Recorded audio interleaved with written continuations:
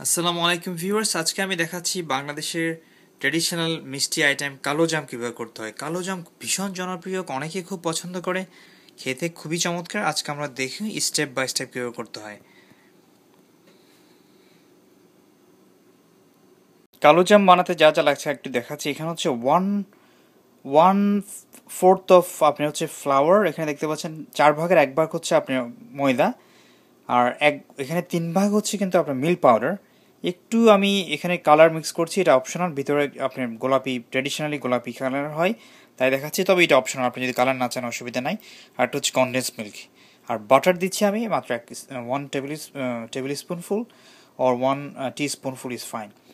So এখানে আপনি একটা, দুটো, তিনটা, চারটা, পাঁচটা, এটা অপশনাল, একটু মনে রাখবেন। পানি দিচ্ছি না। এরপর আমরা হাত দিয়ে এটা ভালো মতো মিক্স করে কিছুক্ষণ রেখে দেবো। এরপর আমরা এটাকে ফ্রাই করব। পরবর্তী পর্যায়ে আমরা এটাকে চিনি শিরাতে বা সিরাপে মিক্স করে হয়ে যাবে কালো জাম। সাথে আমরা একটু বেকিং সোডা ইউজ করছি, খুবই সামান্য, 1/5 হবে বা 1/4 আপনি টিস্পুনের বেকিং সোডা দিচ্ছি। দেখুন স্পুনটা কিন্তু ছোট স্পুন দিয়ে দিবেন, এটা একটু ফুলো ফুলো হওয়ার জন্য, যাতে হার্ড হয়ে না যায়। এই হয়ে গেল আমাদের ডো। আপনি এই ব্রেকেজ দেখতে পাচ্ছেন একটু একটু ভাঙা ভাঙা, এগুলো নিয়ে কোনো চিন্তা করবেন না, এগুলি পরে ফিক্স করা হবে। আপনি ডো রেডি হওয়ার পরে আপনি 10 থেকে 20 মিনিট রেখে দিন।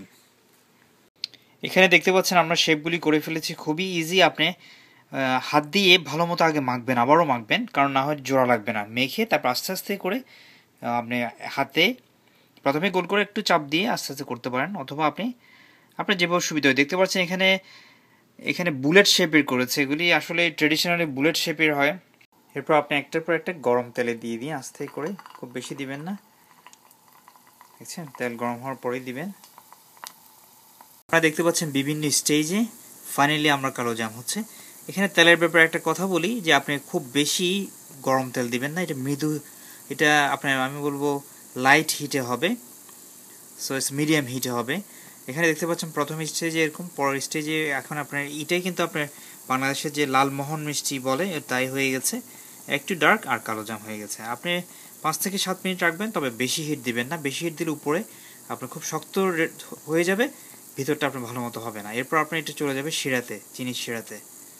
চিনি সিরাপ অথবা চিনি শিরায় ভাজবো না ঠিক, এগুলিকে আমরা রেখে দিব, একটু বয়েল করব। এখানে দেখতে পাচ্ছেন আমরা সুগার নিয়েছি। আপনি একটু সুগার বেশি করে নেবেন যদি বেশি মিষ্টি পছন্দ করেন, তবে আমরা কম মিষ্টি রেকমেন্ড করি, ডায়াবেটিস যেন না হয়। এনিওয়ে, তারপরে আপনি যদি এখানটায় কার্ডামম দেখতে পাচ্ছেন, এলাচি গুঁড়ো পাওয়া যায়। এলাচি যদি গুঁড়ো না পান, আপনি করবেন কি সেক্ষেত্রে, আপনি এগুলি গুঁড়ি করে তারপরে পানি দিয়ে আর সুগারের সাথে মিক্স করে করবেন। অনেকে আপনার স্যাফরন খুব যদি পেতে কষ্ট হয়, স্যাফরন, আমার যেমন স্যাফরন এই সময় নাই, ওই জন্য কোনো অসুবিধা না, আপনি সেক্ষেত্রে এগুলি দিয়ে, অথবা এলাচির সাথে আপনি তেজপাতা বা 2টো তেজপাতা দিতে পারেন। দেখতে পাচ্ছেন আপনার হয়ে গেলে জাস্ট কেয়ারফুলি নিয়ে আপনি সরাসরি শিরাতে দিয়ে দিন। আমরা চিনির শিরা যেটা করেছি ওটা দেখুন, এখানে চিনির শিরাতে সাথে সাথে দিয়ে দিবেন আপনি, একটু ভালো মতো যেন সোক করে। আর মনে রাখবেন একটু, এটা কিন্তু এখনও আপনি মৃদু আলো হিটে হচ্ছে, তা আপনি এখান থেকে নিয়ে জাস্ট স্টেজ দুটো পরপরই হচ্ছে, সাথে সাথে ডিরেক্টলি দিয়ে দেবেন।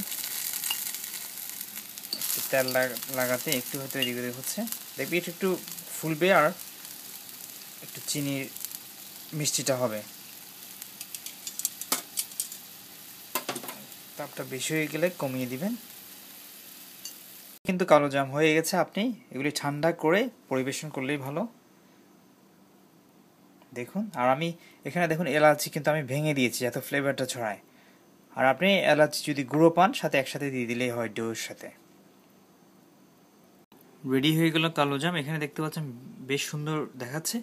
কালো জামের উপরটা আপনার কালো হবে, কিন্তু ভিতরের রঙটা আপনি নর্মাল থাকবে। এখানে দেখতে পাচ্ছেন আমি পেস্টাশিও বাদাম দিয়ে করে সাজিয়েছি, আপনারা নারকেল দিয়ে করতে পারেন অথবা অ্যালমন্ড বাদাম দিয়ে করতে পারেন, যে যেভাবে করেন।